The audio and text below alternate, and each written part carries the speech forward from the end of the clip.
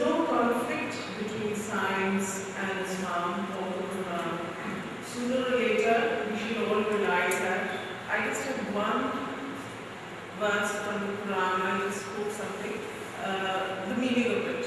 And that is, the Quran says there are 7 heavens, and the lowest of the heaven is one that we see, in which there are all these stars and the galaxies and whatever we have. And we don't even know about this sky that we see, which is of course beyond, goes on and on and on. There's so many billions of galaxies in there. And there are bridges through and through in the heaven. And on the 7th heaven is the Arsh of Allah.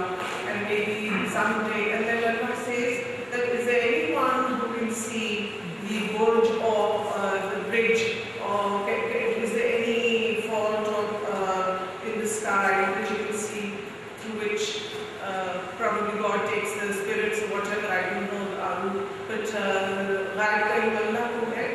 itna zurur hai ki science slowly and steadily is जा रही है, and there is no conflict, because Allah खुद कहते हैं कि लोग ऐसे हैं कि अगर तुम दोनों अपने हाथ आगे करो तो पानी आपकी तरफ नहीं आएगा. तो अल्लाह ने सब laws के बनाए हैं, and you just discovering these laws. Yes, I completely agree with you that there is no contradiction between the essential Islamic doctrine, the Quran, and science. But I think what you said and what Professor Saab said here are 2 different things. Because he's talking about modern science, you're talking about science. I'm like modern or future science की बात कर रही हूँ. He's also talking about modern science. Yes. You're talking about new modern future science. and modern. Future. I'm not talking about past. I'm talking about things that have yet to be discovered. Future, there is no such thing as future. There is no future. Then we go into the talk of space. Yes. We can only talk about the present and the past. Because the future is not present, real. modern. Now, the modern science, this is what this author will, and there was very interesting discussion that was happening in Washington. I don't know if you were there or not.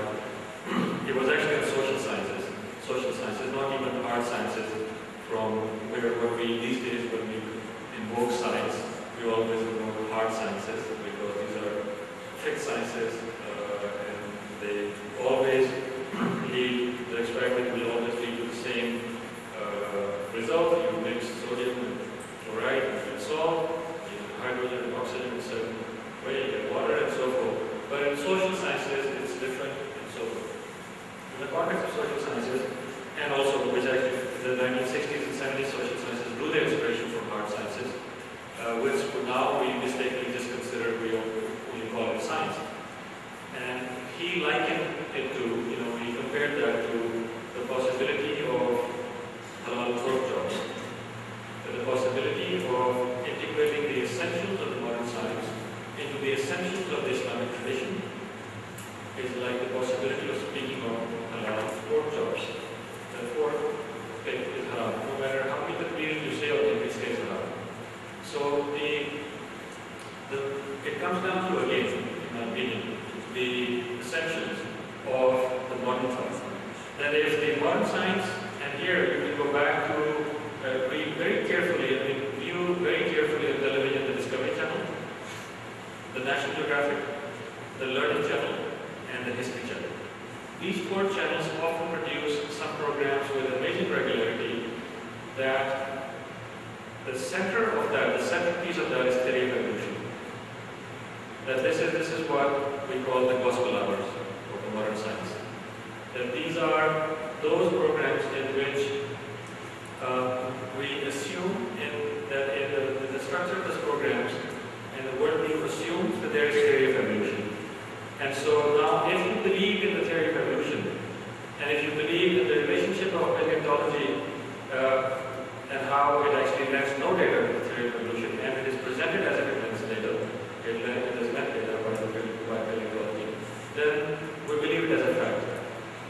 In the schools, it's also taught as a fact, but it's actually only a theory. And so,